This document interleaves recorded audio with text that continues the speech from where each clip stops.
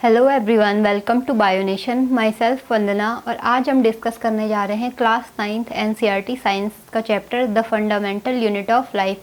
तो इस चैप्टर से रिलेटेड कुछ टॉपिक्स को हमने अपनी प्रीवियस वीडियोस में डिस्कस किया हुआ है। तो अगर आपने इस चैप्टर के ऊपर हमारी प्रीवियस वीडियोस को अभी तक ना देखा हो तो आप जाके वीडियोस को देख सकते हैं। तो आज हम पढ़ने वाले हैं सेल एंड इट्स ऑर्गेनेल। तो अभी तक हमने क्या पढ़ा, एक बार इस चीज़ को डिस्कस करेंगे यहाँ पे। सबसे पहले हमने सेल को पढ़ा, इसके बाद हमने सेल थ्योरी को पढ़ा, साथ ही साथ हमने पढ़ा टाइप्स ऑफ ऑर्गेनिज्म, यानी सेल के बेस पे जो ऑर्गेनिज्म होते हैं वो कितने प्रकार के होते हैं, कितने टाइप के होते हैं, हमने इस चीज़ को पढ़ा।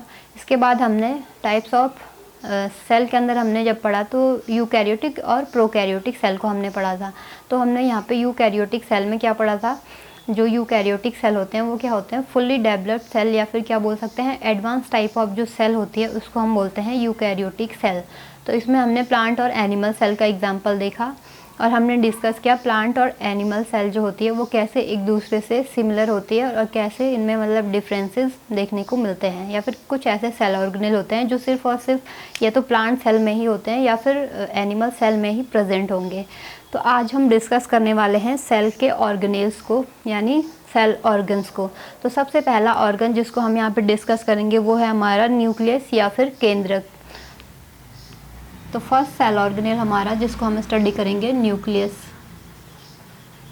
न्यूक्लियस, तो न्यूक्लियस की अगर हम बात करें इसको क्या बोलते हैं, ब्रेन ऑफ द सेल बोलते हैं, या फिर क्या बोलते हैं इसको, brain of the cell, brain of the cell, या फिर इसको हम क्या बोलते हैं, कंट्रोलर ऑफ द सेल भी बोलते हैं, कंट्रोलर।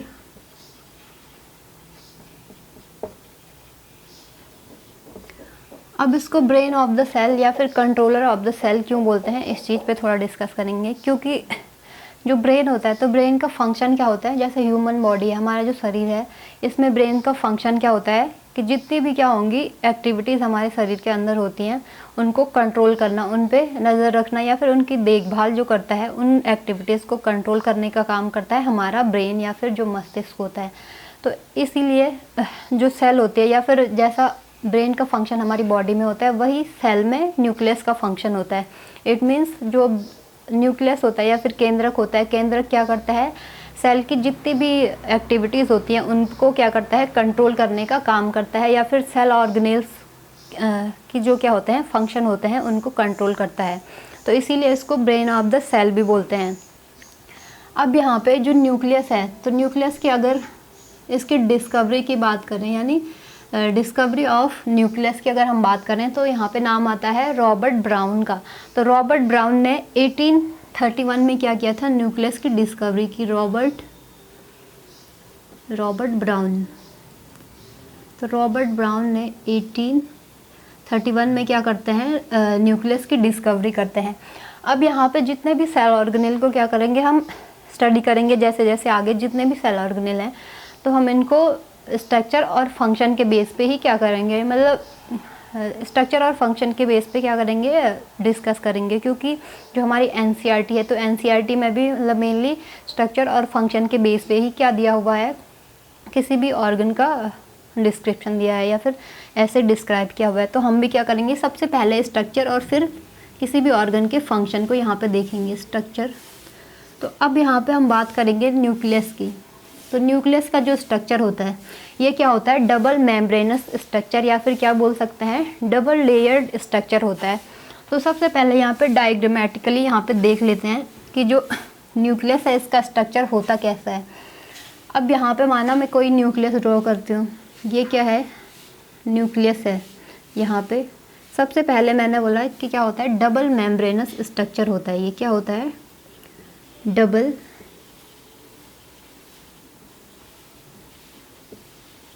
मेम्ब्रेनस स्ट्रक्चर होता है। और इस डबल मेम्ब्रेनस स्ट्रक्चर को हम बोलते हैं न्यूक्लियर एनवलप। क्या बोलते हैं, न्यूक्लियर एनवलप भी हम इसे बोलते हैं, न्यूक्लियर एनवलप, या फिर हिंदी में इसको बोलेंगे केंद्रक आवरण भी बोल सकते हैं। अब यहाँ पे स्ट्रक्चर को अगर हम देखें डिटेल में तो कैसा होता है, कुछ इस टाइप से।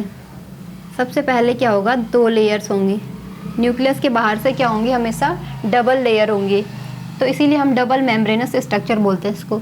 तो यहाँ पे एक लेयर और दूसरी लेयर। अब इसमें क्या होता है, जो ये लेयर है, जो ये बाहर का क्या है, आवरण है, खोल है न्यूक्लियस का, इसमें क्या होती हैं, यहाँ पे छोटे छोटे पोर्स हमें देखने को मिलते हैं, या फिर क्या बोल सकते हैं, छोटे छोटे होल्स या फिर छेद होते हैं इसमें। तो इनको हम बोलते हैं न्यूक्लियर पोर। क्या बोलते हैं, न्यूक्लियर पोर भी बोलते हैं इनको, ठीक है। न्यूक्लियर पोर हो गया। अब यहाँ पे ये क्या होता है, जो बाहर से जो ये मतलब दोनों जो ये डबल लेयर स्ट्रक्चर है, इसको हम बोलते हैं न्यूक्लियर एनवलप। न्यूक्लियर एनवलप बोलते हैं इसको। अब यहाँ पे क्या होता है, जब हम न्यूक्लियस का स्ट्रक्चर देखते हैं कहीं पे भी, अगर जैसे बुक है तो बुक में ही हम जब न्यूक्लियस का स्ट्रक्चर देखते हैं तो यहाँ पे हमें क्या दिखता है, डिटेल में जब हम देखेंगे तो यहाँ पे कुछ ब्लैक स्पॉट या फिर डार्क ब्लैक स्पॉट यहाँ पे देखने को मिलता है, या फिर कैसा होता है, पर्पल भी हो सकता है। तो इसको हम बोलते हैं न्यूक्लियोलस। ये क्या होता है, न्यूक्लियोलस, या फिर हिंदी में इसको बोलेंगे केंद्रिका। न्यूक्लियोलस या फिर हिंदी में क्या बोल सकते हैं, केंद्रिका।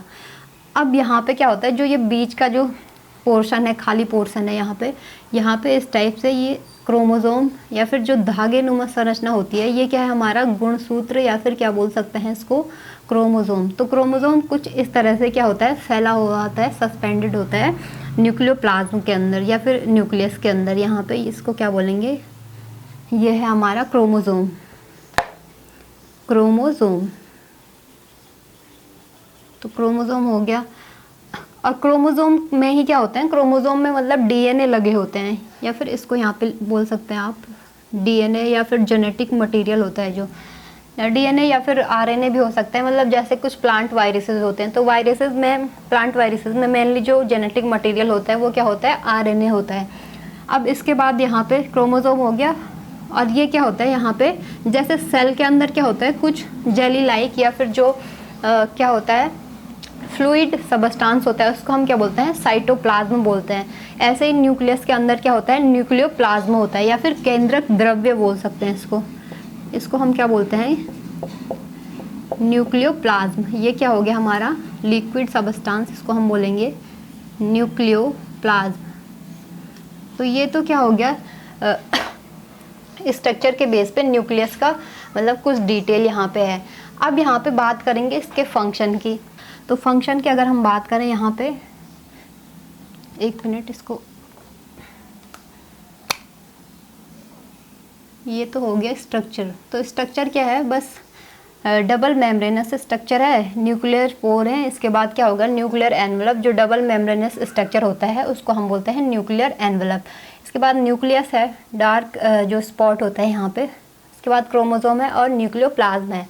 अब यहाँ पे स्ट्रक्चर की बात करेंगे तो केंद्रक या फिर जो न्यूक्लियस का क्या होता है, स्ट्रक्चर फंक्शन।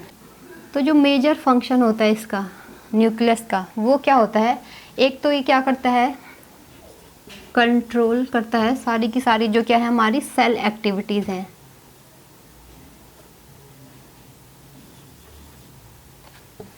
क्या लिखेंगे इसमें, कंट्रोल ऑल सेल एक्टिविटीज़। तो सारी की सारी सेल की एक्टिविटीज़ होती हैं, यानी सेल के अंदर जितनी भी क्या होंगी, एक्टिविटीज़ होंगी, जितनी भी बायो केमिकल क्या होंगी, एक्टिविटीज़ होंगी, तो वो उन सारी एक्टिविटीज़ को कौन कंट्रोल करेगा, सेल करेगा, ठीक है। अब दूसरा जो फंक्शन है इसका वो है, इसमें क्या होता है, हमने बात की जो हमारा क्रोमोसोम है या फिर जो डीएनए है, तो डीएनए भी कहाँ पे होता है, सेल के जो न्यूक्लियस होता है, न्यूक्लियस के अंदर ही क्या होता है, डीएनए या फिर जो हमारा जेनेटिक मटेरियल है वो कहाँ पे प्रेजेंट होता है, न्यूक्लियस के अंदर। तो यहाँ पे हम इसका जो फंक्शन है हम क्या बोलेंगे, ये क्या करता है, कंटेन करता है हमारा जो जेनेटिक मटेरियल है या फिर डीएनए, कंटेन जेनेटिक मटेरियल लिखेंगे यहाँ पे, जेनेटिक मटेरियल या फिर डीएनए।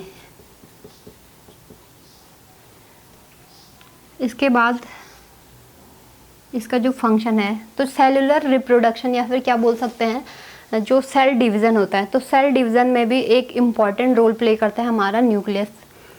ये क्या हो गया यहाँ पे, सेलुलर रिप्रोडक्शन में भी क्या करेगा, मदद करेगा न्यूक्लियस। सेलुलर रिप्रोडक्शन या फिर सेल डिवीज़न भी आप इसको बोल सकते हो। तो सेल डिवीज़न में भी क्या करता है, एक इम्पॉर्टेंट रोल प्ले करेगा न्यूक्लियस। अब इसके बाद ये क्या करता है, जो आरएनए है, आरएनए हो गया, प्रोटीन हो गई, आरएनए प्रोटीन, और अगला क्या है, राइबोसोम। तो राइबोसोम प्रोडक्शन का भी क्या करता है, न्यूक्लियस काम करता है। अब यहाँ पे जो राइबोसोम होते हैं, हमने क्या बोला कि न्यूक्लियस क्या करेगा, राइबोसोम को भी क्या करेगा, प्रोड्यूस करेगा। तो यहाँ पे जो न्यूक्लियोलस है, ये स्ट्रक्चर है, जो ये डार्क ब्लैक स्पॉट है यहाँ पे, इसको हम बोलते हैं न्यूक्लियोलस। तो न्यूक्लियोलस क्या करता है, कुछ राइबोसोम को भी क्या करता है, प्रोड्यूस करता है। तो न्यूक्लियस के अंदर भी क्या होते हैं, कुछ राइबोसोम बनते हैं। तो ये क्या हो गया, आरएनए प्रोटीन, और जो राइबोसोम है, राइबोसोम को भी क्या करेगा, प्रोड्यूस करेगा। तो यहाँ पे क्या होगा, इनका प्रोडक्शन भी होता है। राइबोसोम आरएनए और प्रोटीन का प्रोडक्शन करने का भी काम करता है हमारा न्यूक्लियस। तो ये क्या था, ये क्या था, न्यूक्लियस के कुछ फंक्शन और स्ट्रक्चर को हमने यहाँ पे डिटेल में स्टडी किया। अब यहाँ पे बात करेंगे अगला जो हमारा सेल ऑर्गेनेल है। तो अगला जो सेल ऑर्गेनेल हम यहाँ पे स्टडी करेंगे वो है सेल वॉल, या फिर क्या बोलेंगे इसको, कोशिका भित्ति। तो इसको स्टडी करेंगे यहाँ पे। अब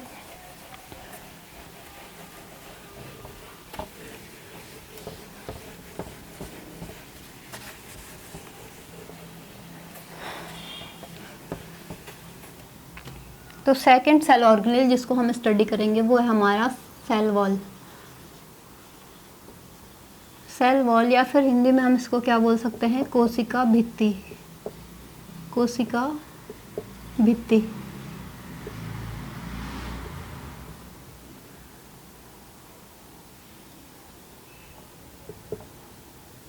तो यहाँ पे सबसे पहला पॉइंट सेल वॉल में क्या होगा हमारा, सेल वॉल होती है सिर्फ और सिर्फ ओनली इन प्लांट में हो गया। बैक्टीरिया में भी क्या होती है, सेल वॉल प्रेजेंट होती है। बैक्टीरिया, एल्गी यानी क्या होता है, शैवाल, या फिर हिंदी मतलब सामान्य भाषा में हम इसको क्या बोलेंगे, काई जो होती है।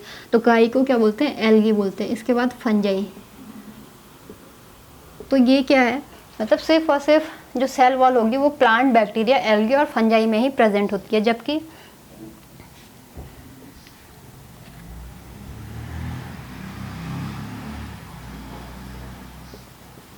ये क्या होती है, एब्सेंट इन एनिमल।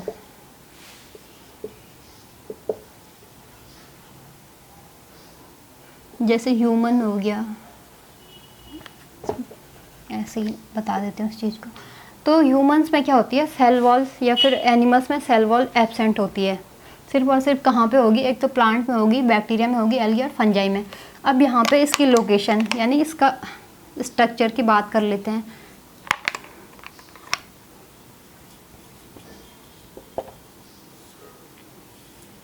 तो जो स्ट्रक्चर होता है किसका, सेल वॉल का। सेल वॉल क्या होती है, मतलब एक आउटर कवरिंग होती है सेल, प्लांट सेल के बाहर से। जैसे यहाँ पे क्या है, कोई सेल हमने प्लांट की, ये क्या है, सेल है। तो यहाँ पे सबसे जो आउटर लेयर होती है उसको हम बोलते हैं सेल वॉल। तो ये क्या है, हमारी सेल वॉल है, सबसे आउटर लेयर यहाँ पे क्या होगी, इसको हम बोलेंगे सेल वॉल। Cell wall. तो सेल वॉल क्या होती है, most outer layer of plant cell बोल सकते हैं इसको। तो ये क्या होती है, आउटसाइड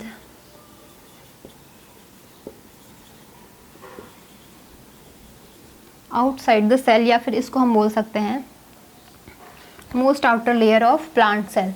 तो प्लांट सेल की सबसे बाहरी जो क्या होती है, भित्ति होती है, उसको हम बोलते हैं सेल वॉल।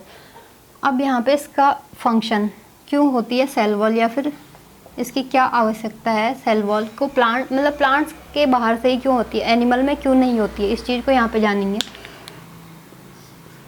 तो इसका फंक्शन, अब इसके फंक्शन की बात करेंगे तो यहाँ पे समझ में आ जाएगा कि क्यों प्लांट्स पे ही सेल वॉल होती है और एनिमल्स में क्यों नहीं होती है। कहीं भी हम one place to another place आसानी से क्या कर सकते हैं, जा सकते हैं। लेकिन जो प्लांट होते हैं वो क्या होते हैं, फिक्स होते हैं एक ही जगह पे।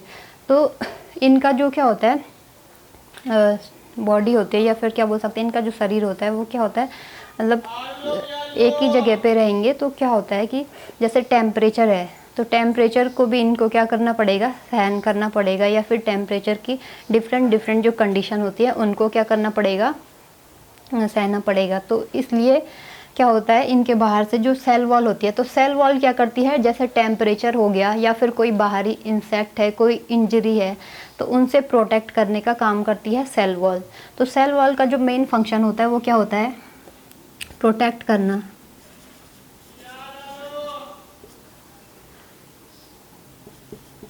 प्रोटेक्ट प्लांट्स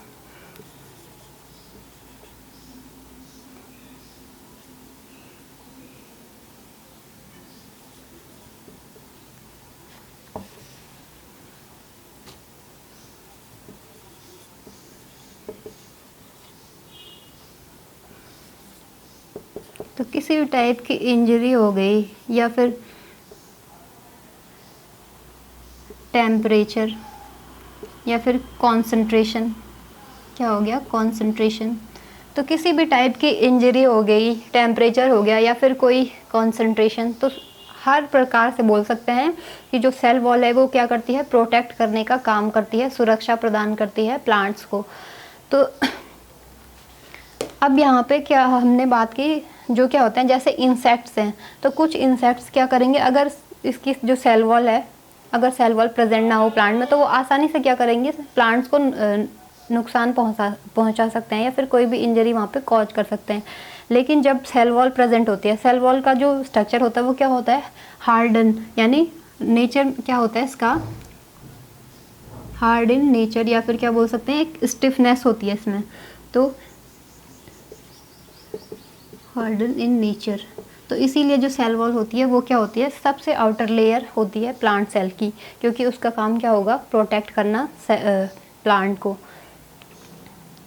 जबकि जो ह्यूमन है या फिर जो एनिमल है, तो एनिमल को मतलब ऐसा जो सेल वॉल है, तो हमें भी तो मतलब वैसे प्रोटेक्शन या फिर किसी भी सुरक्षा की ज़रूरत क्यों नहीं पड़ती है, क्योंकि हम जैसे हमें गर्मी लगी या फिर क्या हो रहा है, ज़्यादा ठंडा लगा, तो हम क्या कर लेते हैं, अगर ठंडा हुआ तो हम क्या करेंगे, ज़्यादा से ज़्यादा कपड़े पहन लेंगे और ठंडी से बच जाएंगे। लेकिन जो प्लांट है, तो प्लांट तो ऐसा नहीं कर सकते हैं कि मतलब अगर उनको कहीं पे ठंडा लग रहा है तो वो भी कहीं से वही कपड़े लेके और पहन लें और ठंडी से बच जाए, तो ऐसा नहीं होता है। तो इसीलिए क्या होता है, उनमें सेल वॉल प्रेजेंट होती है। तो टेम्परेचर या फिर किसी भी टाइप का जो क्या होता है, आउटर या फिर एक्सटर्नल जो हार्म होता है या फिर नुकसान होता है, उससे बचाती है सेल वॉल प्लांट्स को। तो आज हमने पढ़ा सेल एंड इट्स ऑर्गेनेल के अंदर हमने पढ़ा न्यूक्लियस या फिर केंद्रक, जिसे हम बोलते हैं ब्रेन ऑफ द सेल या फिर कंट्रोलर ऑफ द सेल भी बोलते हैं। इसके बाद हमने सेल वॉल को पढ़ा। तो सेल वॉल सिर्फ और सिर्फ प्लांट सेल में मौजूद होती है, जबकि जो हमारी एनिमल सेल है या फिर जो जैसे हम हैं ह्यूमंस, तो ह्यूमंस की सेल में क्या होती है, सेल वॉल प्रेजेंट नहीं होती है। तो अभी के लिए बस इतना ही। अगर वीडियो पसंद आई हो तो वीडियो को लाइक करना, शेयर करना, और वीडियो से रिलेटेड कुछ भी सजेशन हो तो आप कमेंट बॉक्स में लिख सकते हो। साथ ही साथ चैनल पर नए हो तो चैनल को सब्सक्राइब जरूर कर लेना। Thank you.